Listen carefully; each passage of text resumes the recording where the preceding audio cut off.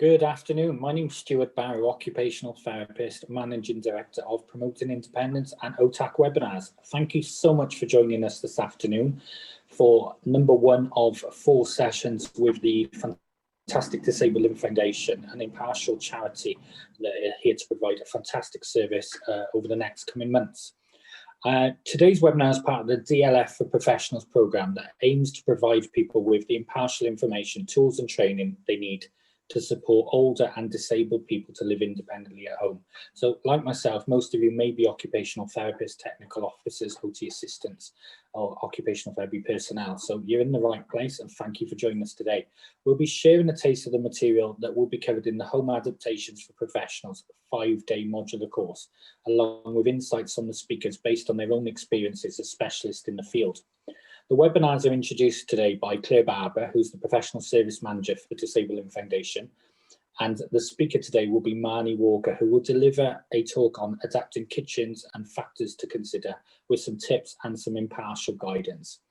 As you know, with all our webinars, there's no sales pitches, there's no direction to go anywhere that would make you think, oh, I should use this company or that company. Today's session is completely impartial. It's here for you to ask any questions. If you've got some technical questions, some occupational therapy questions, even some case study sort of issues, or a client you're working with at the moment, please do pop it in the chat box. Ask as many questions as you like. We're here to serve and support you.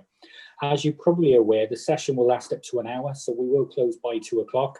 If there's any questions or anything after 2 o'clock, or we get close to 2 o'clock and there seems to be some questions that need answering, we will answer them as best as we can, but we will then continue with the chat box and send you the responses afterwards. So don't worry at all. In terms of certificates, you will receive an email within 48 hours with the link for your certificates. And if there's any problems, please do come back to me about that. And in relation to the webinar, there will be a recording of the webinar afterwards, and that will be sent to you via Disabled Living Foundation's team. So without further ado, I'd like to hand you across to Claire Barber, Professional Services Manager for DLF. Thank you, Stuart, and thank you everybody for joining us today, especially so close to Christmas. I appreciate you all must be very busy. So today we are doing a case around practical assessment for home adaptations, but firstly I want to introduce you to the charity if you're not aware of it. So the DLF has been around for 50 years now and provides impartial information and advice to over 2 million people annually, mostly on the elderly and ageing population. But we focus on independent living and we give advice around practical aids, adaptations and technology. Motto is adding life to years through practical advice. All our advice is impartial and written by occupational therapists or similar in the field. So our services include Living Made Easy, which is an online marketplace with over 10,000 products from over 950 retailers. And it has the products surrounded with advice, articles and case studies to help support choice for the public. It has guides for choosing, and it will have simple aids that can be purchased by clicking through, and it will take you to online retailers to be able to purchase products. If you have difficulties finding which product would be suitable, then we have AskSARA, which is a rapid self-assessment tool. It has a choice of 90 plus daily living topics and provides a personalised report once a person has gone through the system, answering some basic yes or no answer questions to provide a very personalised report with answers and information around products that might assist somebody to live more independently. All the advice is authored by occupational therapists, and I don't know if you're all aware, but we can do a range of custom versions and have some live already with people like Carers UK, Newcastle and Equip You that are live at the moment. We also have DLF for Professionals, which is our professional range of services aimed at people who prescribe equipment. And in 2021, we'll be launching our new DLF for Data prescribing tool, which will replace the old DLF Data, which for those of you who have been around for a little while, replaced the Hamilton Index back in the, 20 plus years ago. Sorry, making you feel old if that's you. We also run conferences such as the Moving and Handling People Conference, which will be held in 2022, COVID allowing. We also have a suite of training courses called Trusted Assessor, which are accredited courses and enable people to learn how to assess for equipment provision, adaptations, not in replace of an occupational therapist, to support an occupational therapist's role. But we also have courses for occupational therapists to help provide consistency, but also to help with learning new skills or CPD. I'm an OT myself, aware that sometimes when you're moving areas, it can be difficult to know the right thing to do. So we offer those courses as an open course where you can book on independently, or we can provide commissioned courses to your organisations where you can book multiple people onto the session that's delivered in your own area at your own time and bespoke to your specific needs. The thing that you're seeing today, or the presentation you're seeing today, is based actually on one of our courses. So we have Home Adaptations for Professionals training. It's a 5-module course. It's accredited at level 5. And the modules include access to the home, kitchen design, bathroom design, multiple levels, including things like stair lifts and through floor lifts, and understanding plans and grants. So the training enables you to get a full range of adaptation training, but you can also specify specifically 3 modules to get the accreditation. So it might be that you're interested, obviously in today's kitchens, so it might be kitchens that you're interested in, and you can take those courses as a standalone CPD accredited session. So today we're focusing on the kitchen design part, and today Marnie's going to be delivering just a small snippet of that, with Marnie's fantastic spin on it. And the module looks at the considerations in the kitchen that includes things like layouts and specifics around appliances. But I will not go on any further because I'm sure you're here to listen to Marnie do the brunt of the work for me today. So I'm going to hand over to Marnie and say thank you ever so much for Stuart for hosting this for us today, and thank you to Marnie for delivering it. And here she is delivering the kitchens part of our Home Adaptations for Professionals. Hello everyone, it's great to be here to have the chance to talk to you about this subject, kitchens in particular, and it does feel rather strange to actually be sitting in my kitchen delivering this, and I can only imagine that very many of us are doing the same working from home. So it may be easy to think about this subject. As Claire explained, this is just a small section of a whole day training session on kitchen adaptations, which covers the whole process involved in assessment and recommendations for kitchen adaptations. A training session would obviously involve participation and chance to do practical exercises, but for this session, we're just focusing on some things to consider about how to consider physical ability in terms of how to measure the person in the space. And if it's a major adaptation that is needed, ultimately you will be working with surveyors and kitchen providers to come up with detailed solutions. But you don't have to be an expert in technical drawing to be able to take key measurements and sketch layouts, and that will help in your discussions with the person about what might work before you start working with technical experts.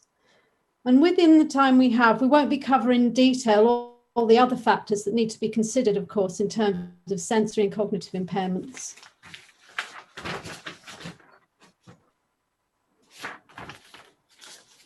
Oh, sorry. I'm having a little problem with the slides, so I've missed that's it. Thank you. Compared to bathroom and access adaptations, kitchens can be much more complex. This is where we as occupational therapists can use our core skills, how we consider the person, their priorities, and the barriers to what they have to be able to what they have in their environment to be able to do what they want to do in the context of their lives. Their occupational roles as a parent, partner, working, a carer, living alone, living with a partner, living with a big family, everyone's different. And it will involve an analysis of the tasks and activities that they need to be able to do. And in terms of the environment, there are obviously a lot of different elements in terms of space, layout, and the location of the utilities to consider. So before considering how much and what kind of adaptation is needed in the kitchen, first you need to be discussing with that person what they want to be able to do and the levels of complexity in that particular situation. And a useful way to think about this is to consider whether they're going to be having light use of the kitchen, which might be breakfast, snacks, hot drinks, that might only need a little bit of accessible worktop and ability to reach the fridge, the sink, and operate a kettle or a toaster. Or it might be more medium use, where they need to be able to prepare a hot meal for themselves each day, and that might involve perhaps something like providing a small worktop oven or more accessible storage. And on a continuum, as part of a family, they might be somebody who needs to and wants to be able to provide many different kinds of meals and snacks throughout the day and for other members of the household. But before you consider recommending significant adaptations, of course, depending on the environment, you might also be able to do some simple things to advise on rearranging the storage, placing key items within reach, advising on how certain tasks can be adapted, using a table for food preparation, thinking about energy conservation, and maybe some simple equipment that can make food preparation much easier. There are also obvious risks associated with using kitchens, and this is part of your assessment. However, as the Royal College of OT guidance clearly outlines in our assessment approach, it should all be about embracing risk and enabling choice. Core to our practice is risk assessments, and it's about being proportionate and person-centered, working with the person to recognize the risks and how they can be reduced. In terms of measuring, you also need to consider other users in the home, what their needs are, and whether your adaptations might impact on the ability to complete those tasks, and what space the person needs to complete the task.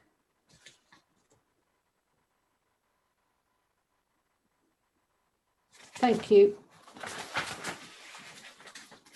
So, the activities in the kitchen are not just focused on food preparation. As you all know, when you have to think about when you've prepared the food, where are you going to eat it? You need to consider the person's ability to lift, carry and transfer safely hot drinks and meals. This layout actually shows a useful addition to a typical layout with a continuous surface with a space underneath that might serve as a dining area. But many kitchens won't have that kind of layout. You've got to think about the other things that people might be doing in a kitchen. They might have pets, they need places for feeding the pets, they might be entertaining and playing with children. And depending on the size, now that very many of us are working from home, maybe you're now using your own kitchen to work in. Sorry, the slide keeps that. Could you go to, thank you. I think, thanks. So when thinking about kitchen design, we need to consider the person's normal patterns of movement for completing different tasks. And it's well worth factoring in the time to do assessments that allow people to demonstrate how they do these tasks so that you can observe them in practice. In terms of the space and comfortable reach, we need to consider first whether they'll be sitting or standing, how much they are able to do and for how long. If they're standing and they're reliant on a mobility aid for support, for example, this person here is therefore having to do things one-handed. How much do those mobility aids take up if someone's using a walking frame or a rollator or a wheelchair? They might also be reliant on leaning on the worktop. You have to consider standing tolerance, standing balance are obvious factors, and you need to think about how that's going to impact on their need when they're concentrating. So it's all very well being able to stand for a certain amount of time, but of course the point about kitchens is that you're concentrating, you're doing things that maybe have particular risks associated with them, that are obvious related to spills and burns, but also using knives sharp knives and so on. So all those factors you need to consider on how long someone actually is able to stand. If they're using a wheelchair, this has a very obvious impact on how much you're able to reach, especially if you can't, if there isn't space under the counters. But also, like this gentleman here with the using the wheelchair at the hob, it's well worth thinking about extraction, for example, and the fact that your face is much closer to the you might be getting a face full of steam, or you might be more vulnerable to hot fat splashing on your face. Also, as I've said earlier, if you're planning adaptations where there's more than one person in the household, then you have to consider the arrangement and heights of worktops and how they might have to be adjustable. Can you put the next slide on, please? Thank you. So to measure reach in standing, at the outset, the person needs to be comfortable with their feet flat on the floor. And as you know, even things like footwear can be a factor in contributing to people's ability to stand and possibly risk of falls. You need to consider their ability to reach up, forward, down, to the sides, and so on. And within these measurements, you need to be considering comfortable and functional reach. So, for example, to reach into a cupboard and get things out will also depend on grip and strength. Heights of wall cupboards are a particular issue, for example, for older people, where conditions common in aging, such as arthritis, impact on grip strength, and people talk about reaching up for a jar of coffee that slips out of their hand because they can't sustain the grip to get it down. So it's not just about measuring range of movement. All these measurements you need to be taking in relation to functional activities.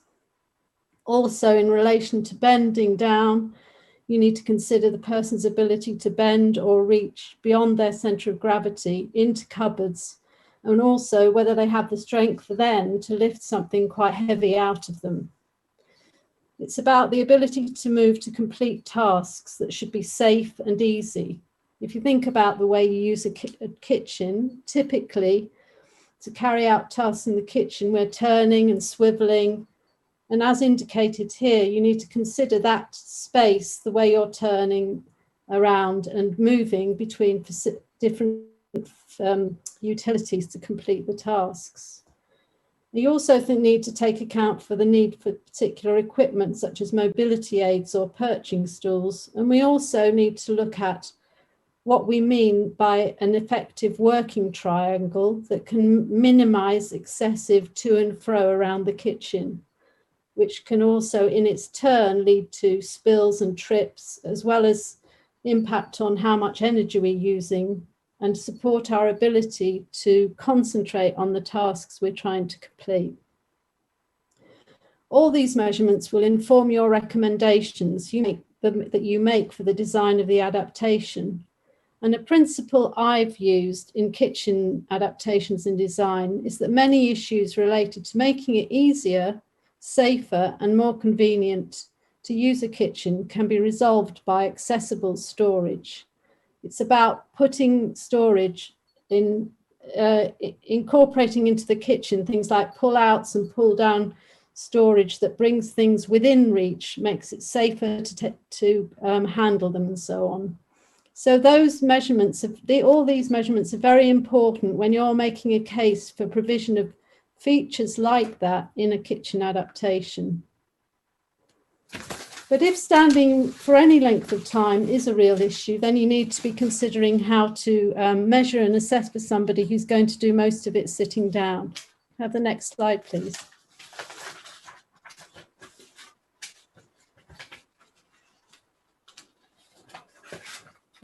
Sorry about this. Okay, so so how do we measure? Obviously, as I've said, it's much better if you can measure someone in their kitchen. And this helps us to see what changes need to be made, if any, to support this person to have greater access in their own kitchen. We can consider how they reach and access essential appliances and resources. and also how the existing environment impacts on their ability.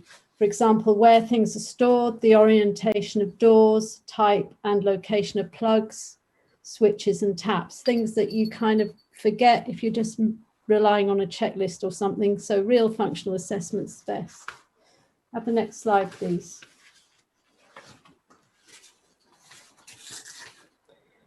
So this is an example of watching somebody make a cup of tea, for example, to see the natural way that people move in doing those tasks and whether they are actually able to do what this person's doing here and crouch down or not to get things out of a cupboard.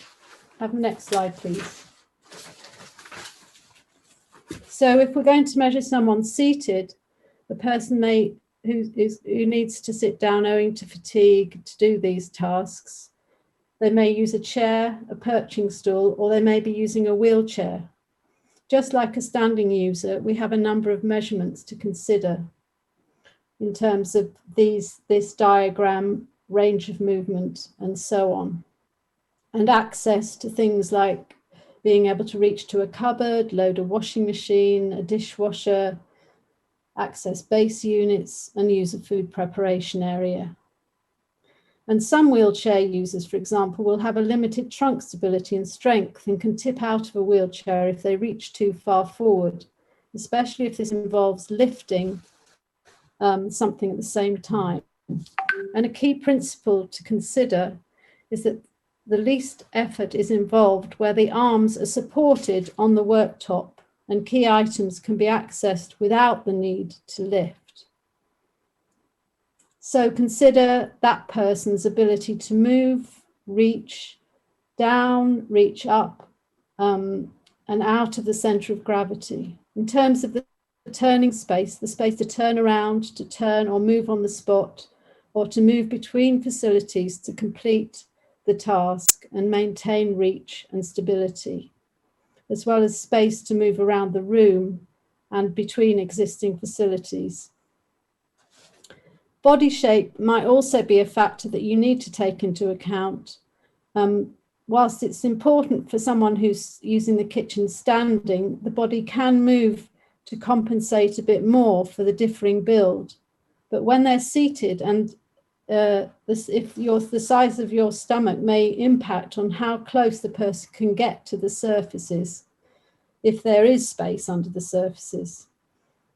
Or if sitting side on, the larger frame of the person may limit their proximity to the work surface and in effect shorten their reach. Frequent changes in position may also impact on their energy and tolerance. Another key measurement, of course, if you're sitting, is knee height from the floor to the top of your lap. And this will impact whether the user can get up close to the kitchen unit and get their legs comfortably underneath if there is space. It's also worth considering whether you might need a height adjustable section of the kitchen, as for some people, things like changes in wheelchair, changes in pressure cushion can impact on that. So when you're making that measurement, just make allowances for those possibilities if you're just going to have a fixed height worktop where people can get their knees underneath.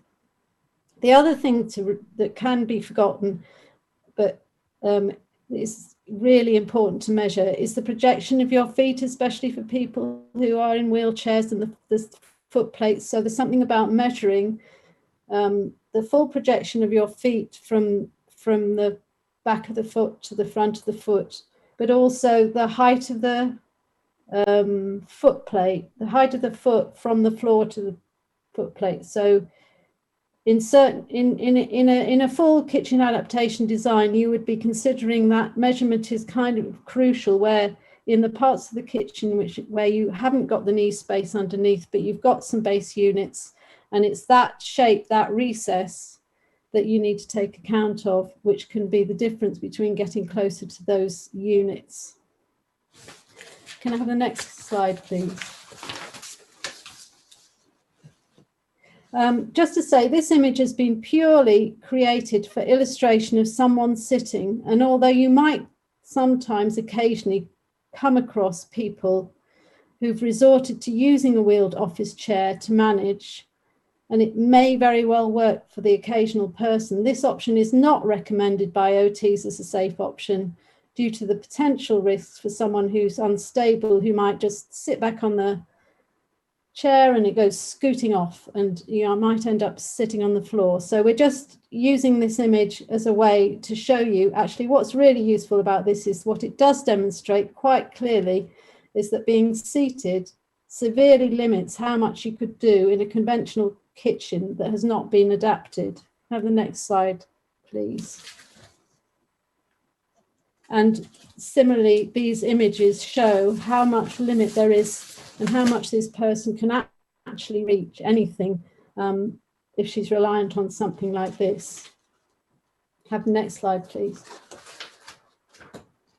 In terms of measuring people who use wheelchairs, you need to consider all the different factors associated with why they need to use the wheelchair that might impact on their strength, range of movement, and so on. This person, this is Rob, and he's had a C5, C6 incomplete spinal cord injury. He's in his usual wheelchair and he's demonstrating how he moves around and what he's able to do. Despite his injury, he has good upper body strength, range of movement, and core stability. However, he does have some reduced hand function. So, for example, here, this is impacting on his ability to lift the kettle out of the sink once it's full. And you can see that he's also unable to get near to the sink as there's not space underneath. So there are some immediate and obvious changes that could be made in terms of the position of the tap and the space under the sink. So a tap that's nearer to the worktop could allow him to put the kettle on the worktop and fill it without needing to lift it out of the sink, for example.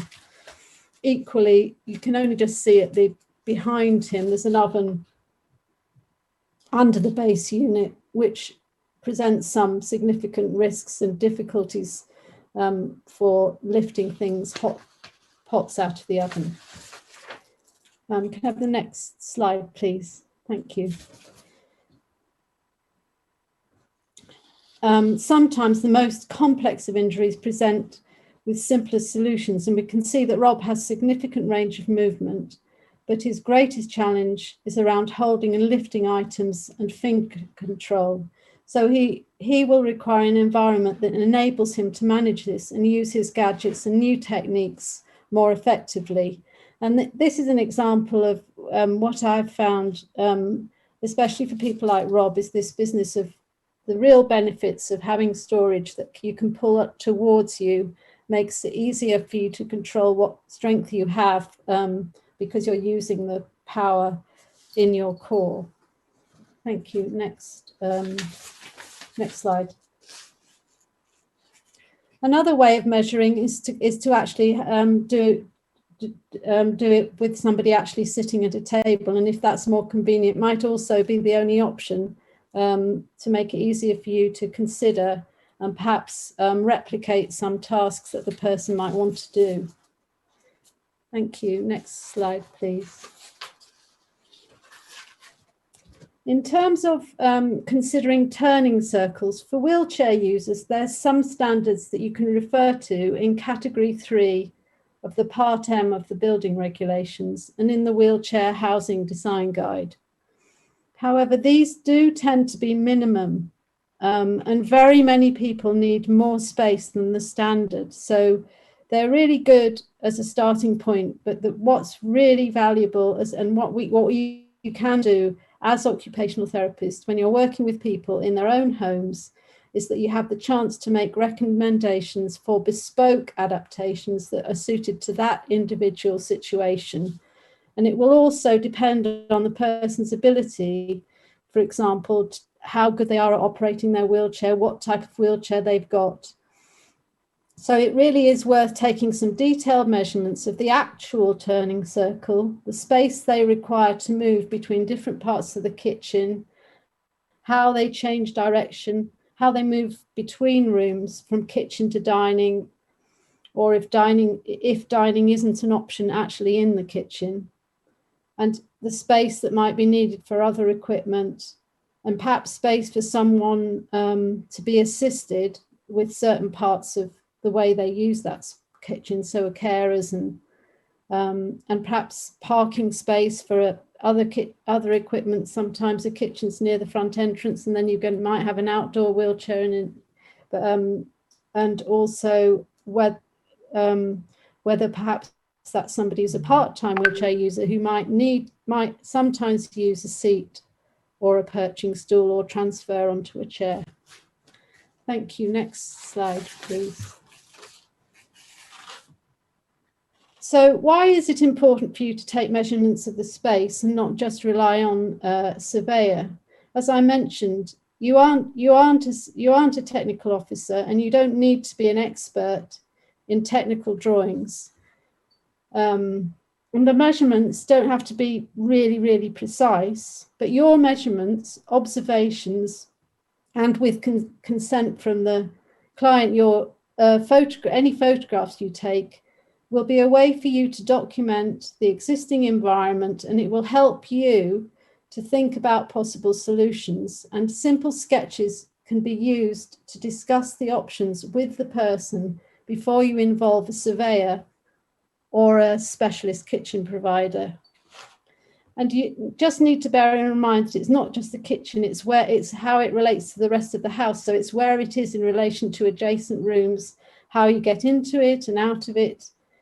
Is the kitchen, for example, a direct route from another part of the house to the back door or the garden? So there's something about thinking about the layout and the risks of people coming through the space, and that can be potential obstacle and risks in terms of collisions and so on. All these things, it's, what you can do is try out measuring your own kitchen. It's really good practice. And many of us working from home, in my experience, you can never take too many measurements. The worst thing is if you're going to visit someone at home and you get the chance to take these measurements, depending on the situation, you don't want to get back to the office and forget that you don't know where the door is or the window is or something, so it's about taking photographs, all panning around the room and so on. So I would recommend the way you start is by sketching out a plan, the shape of the kitchen, where the doors and windows are, the door opening widths, then the layout, the worktops, the table, any tables that might be in that space. Mark the key elements, the oven, the hob, the fridge, and so on, and perhaps position of key switches and sockets.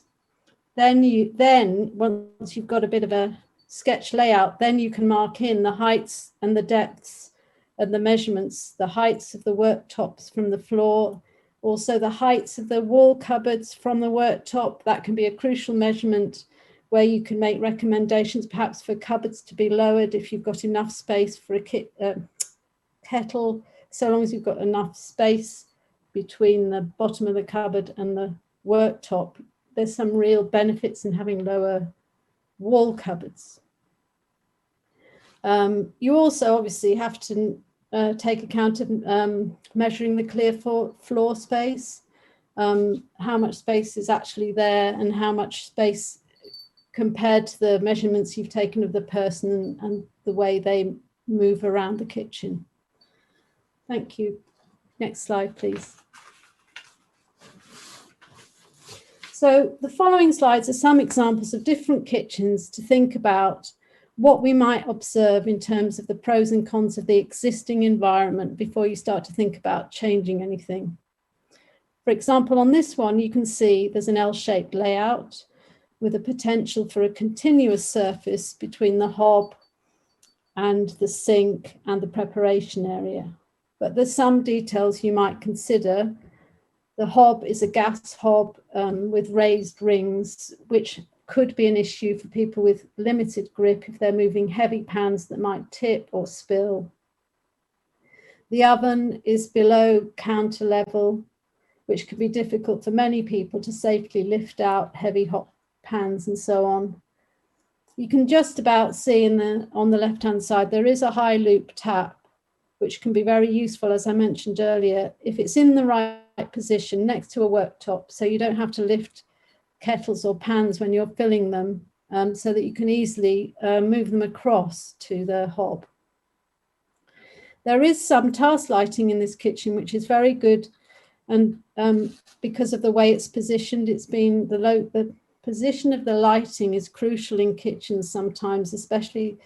This is good because the lighting is below the cupboards and is directed onto the task areas, such as the sink and a preparation area, which avoids the risk of overhead lighting, which causes you to throw your own shadow onto the task area, which kind of removes the benefits of the lighting.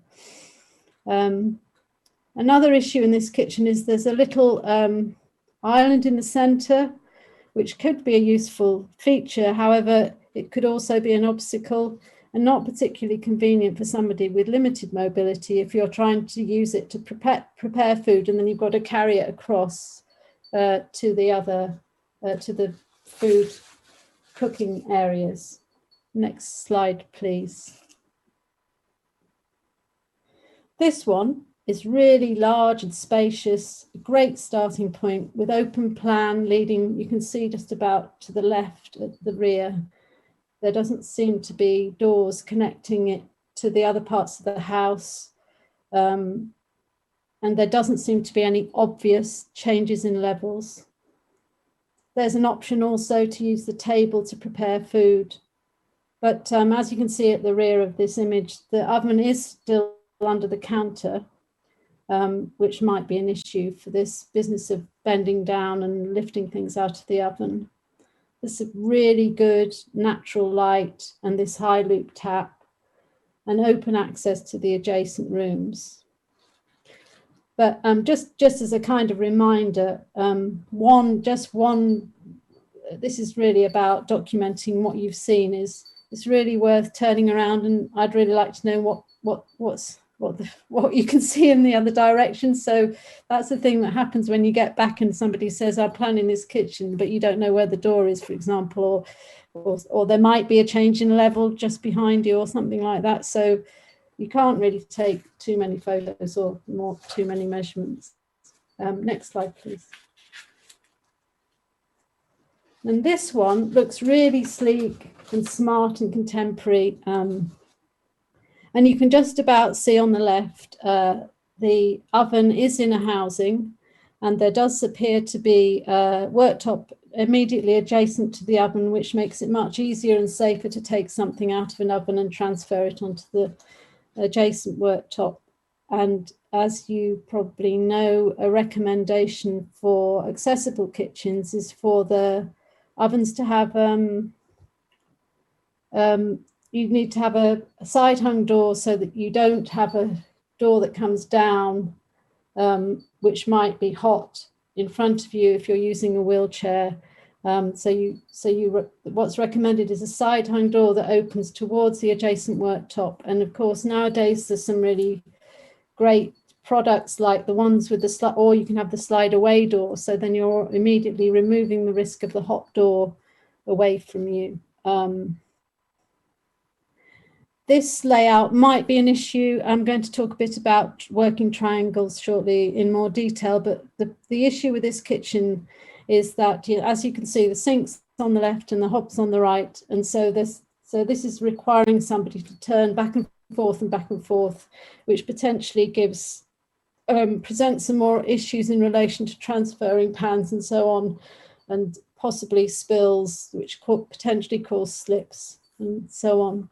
The other thing that's not particularly a focus of this session that's just worth considering is that although this is beautiful and sleek and contemporary, it may present issues for people with cognitive impairments and in particular people with dementia, in terms of being able to find key things in the kitchen and not realising that there's things behind the doors and so on. Have the next slide, please. Now this is an example. It's a much smaller kitchen and perhaps more like the sorts of kitchens that many of us are likely to come across. There doesn't appear to be in this kitchen room for a table or any way that you could sit, prepare food. And it looks as though this might be the route from the rest of the house to the back door, which can also, as I was saying, if you have a layout which the main route is there's traffic going through and you're trying to prepare something, there's potential issues for collisions and so on. The worktop space also looks a bit limited and possibly narrow and is being used for lots of other essential items, which possibly indicates the need to think about specific task areas where that you need to make sure there's space to do things easily. The oven is also under the worktop height again. You can also see in the doorway on the right at the back of this image that there's a threshold to the next room which is raised, which has obvious issues in terms of trip hazards, especially if you're carrying anything like hot meals or drinks, and would also rule out the potential for providing perhaps a trolley to help someone take something into a dining area. Thank you. Next slide, please.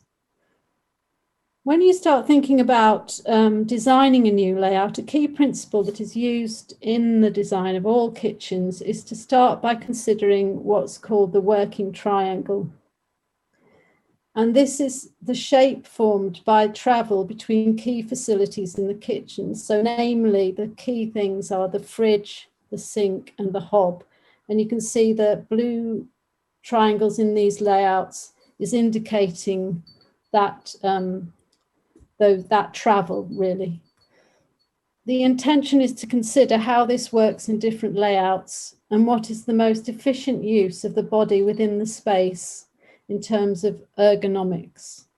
And it enables the body to move in between and complete the required tasks in the most time and space efficient manner if you get it right. So it's a principle that's used in kitchen design. But when you're thinking about, so some of these layouts may very well be fine. However, when you're thinking about, if you combine that with people's physical limitations, you want to really kind of aim for a much more confined working triangle that allows you to transfer things safely and so on. So the following slides show some examples of the working triangles in different layouts and what might be issues for people with physical impairments. Thank you. Next slide. The purpose of this, so you can see here from these layouts, there's a U shape, there's a galley, there's an L shape, and there's an L shape that's got an island.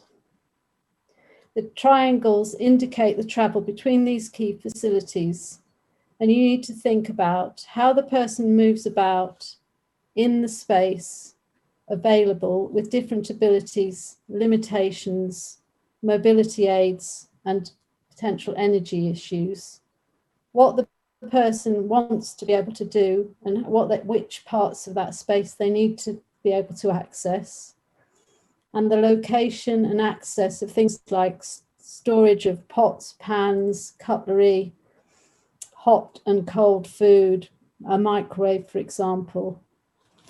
So how much, and also really how much can you feasibly change? Can I have the next slide, please? Thank you. So a simple layout like this, just all on one long run, can be fine, but you need to consider, for example, space to transfer. This one is quite short, so there's not much, doesn't appear to be much space to transfer, for example, a pan onto a adjacent worktop next to the hob, and there doesn't seem to be perhaps very much space for food preparations, but perhaps that would work on the top of the fridge, depending on whether the fridge is a fridge freezer or so on. The other thing about long straight layouts is, of course, they can be more tricky for a wheelchair user, because it's harder to move up and down like that than it is to turn in an L shape. Next slide, please. You need also to consider here this layout it's got like the other picture of the kitchen. That person using that sink and hob is going to have to keep turning back and forth, and this could impact on standing balance and risks of transferring things. Next slide, please. This L shape is probably the most useful layout, especially for wheelchair users, but unfortunately the island presents a particular risk for the same reasons. If the island's got the hob, it might be useful if it was an eating area, for example, but there's obvious risks in going back and forth between these spaces. And it's also a kind of lost opportunity to use the L shape to provide the continuous surface between the hob and the sink. Next slide, please. This U shape would be much easier and safer to use if you have a direct and continuous surface between the hob and the sink. For example, in this L-shaped corner, this also gives you the potential to make this L shape height adjustable. And that would allow you to account, especially in for an adaptation in the kitchen that's going to have multiple users. So you could make a case, although there is significant cost, you can make case for that if that's what the situation needs and there's going to be different users. So the whole of that L shape can go up and down, which means that you're not having any issues with tipping or anything, but it can be used by different users. Next slide, please. And so similarly, this one, is essentially the most compact and has all the key elements within a convenient space, which allows, especially wheelchair users, it's kind of easier to swivel around.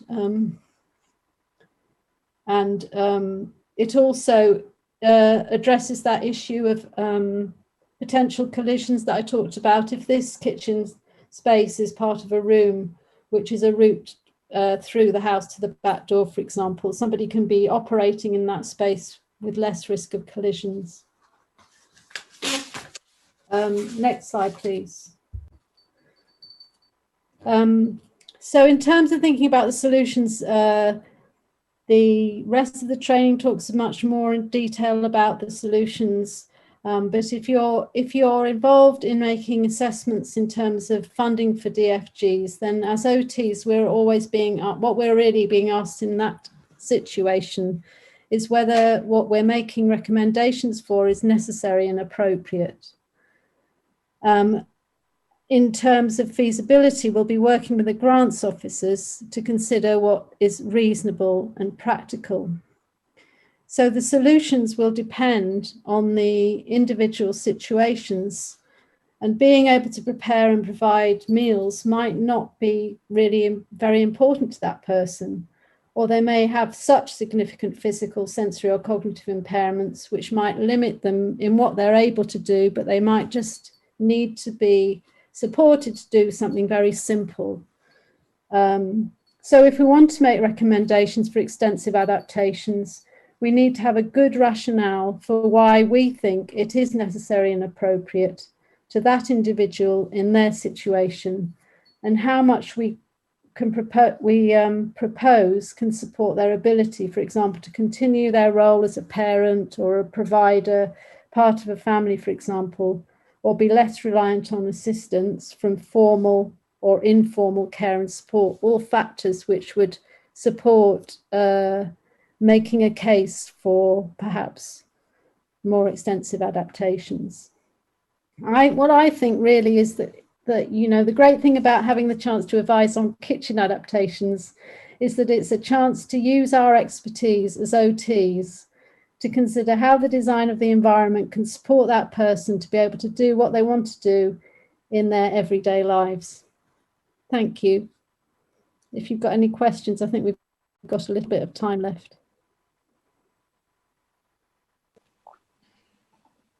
Hi, Marney. Thank you very much for that in-depth presentation. Lots of things going on in the chat box, lots of Q&As and people helping each other out.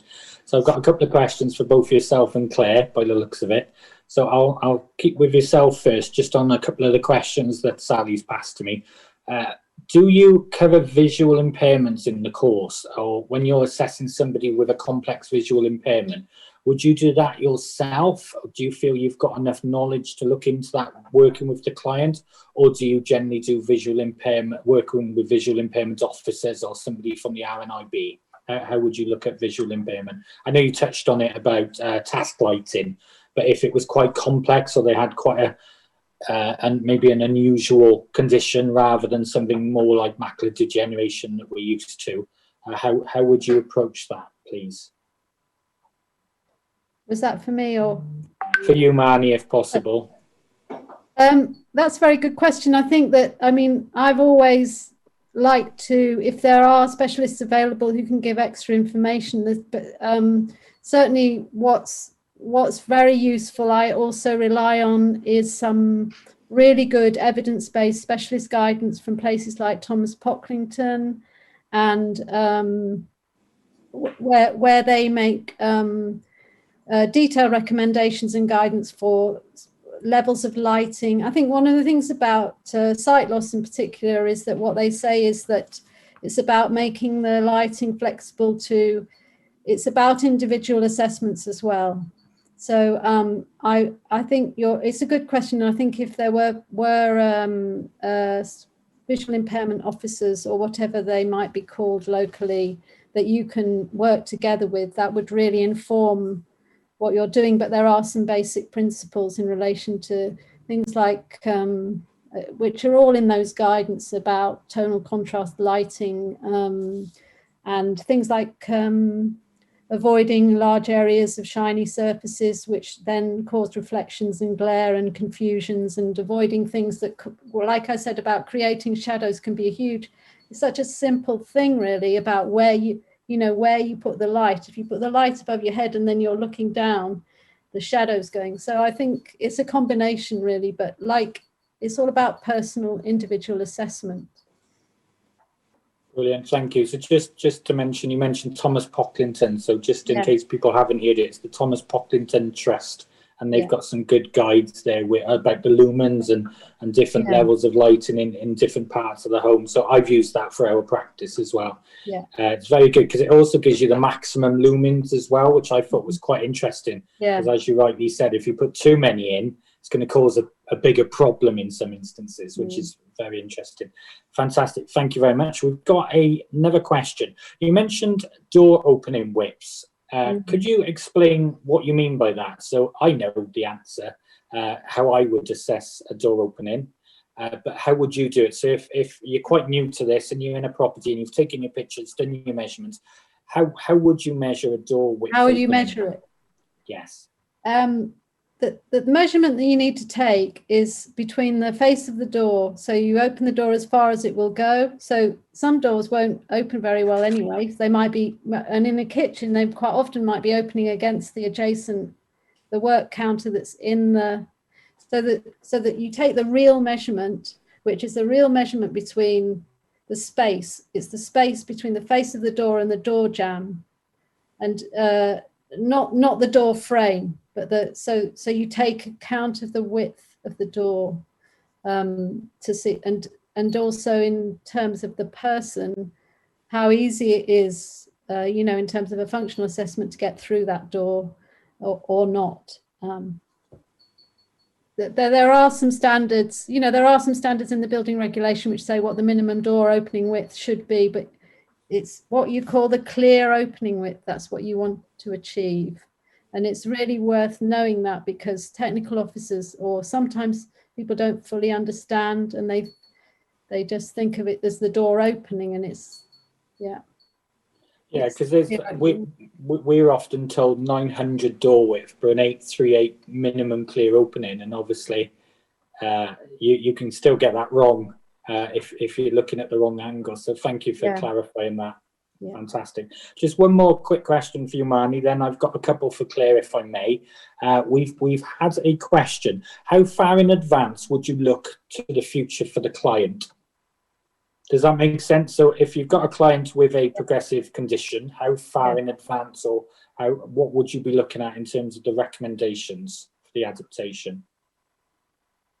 Well, that's a kind of big question, because some people have different views about, people can have progressive conditions, and it's not always easy to know how fast the progression might be, or it depends on the condition, but I don't know whether I'd put an actual time limit on it, to be honest. I'm not sure, actually. Because the disabled facilities grant often is 5 years, isn't it? That's what they sign. However, if somebody's private, to be equitable, it should be the same, shouldn't it? But like you said, it's very challenging, because we could visit somebody with motor neuron disease, with Parkinson's disease, with MS, especially neurological conditions, or maybe a mental health like Alzheimer's, dementia, and find that there's no way we can sign a form to guarantee that they wouldn't move in 5 years, because they might go into care. But I think it's a good question. So the answer is there isn't a no. Well, there isn't a set question, but I suppose what I try to do, and partly because I've worked a lot on new build housing, is that one way of thinking about it to me is to think about considering a design that is flexible and adaptable to changing needs, so that things could be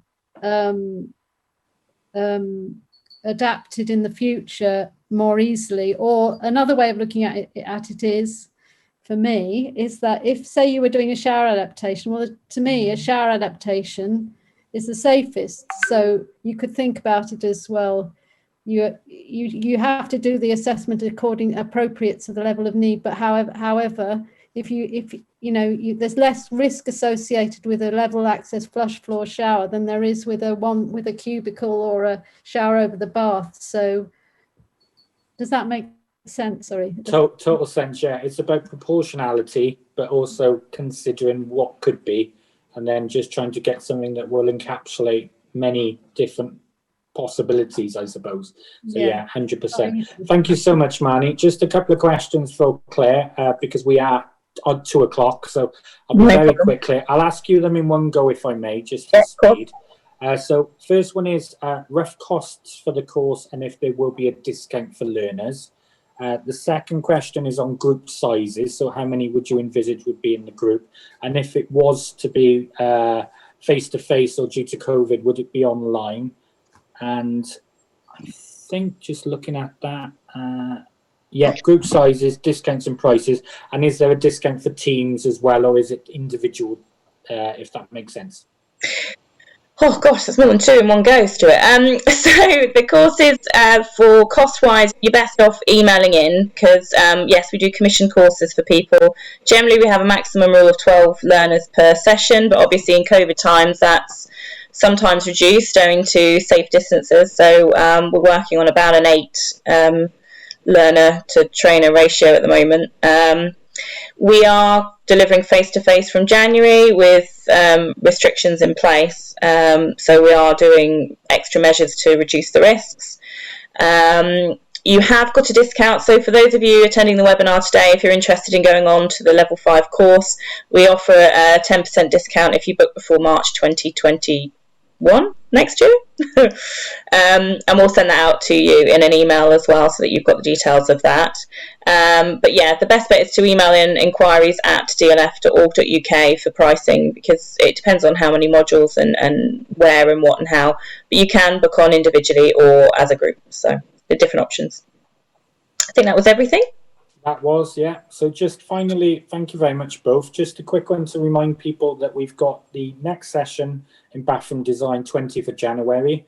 18th of February is practical assessment for home adaptation, so access solutions, so looking at access in and out of the property. And on the 18th of March is multi-levels, so that'll be your through floor lifts, stair lifts, that type of thing as well. So please have a look at the OTAC website, www.otac.org.uk. They're all listed there, and you can register for all 3 in one go. Many, many thanks to Claire and Marney for allowing us to run this session on your behalf from the team at OTAC. And thank you very much for all the questions. We will have a copy of the chat box, which we'll send across to Claire and Marney. If there's any questions we've missed or anything that they feel that you would benefit from, they will drop you an email and answer any questions. Certificates should arrive within the next 48 hours automatically. If they don't, drop me an email and we'll sort that out for you. Just to let you know, we do close as a business this afternoon. However, we are obviously going to deal with any certificate issues. So don't be alarmed if you do miss your certificate at the moment. They will come to you. So thank you very much again. Have a fantastic Christmas and a happy new year. And I'll see you in January 2021. Goodbye.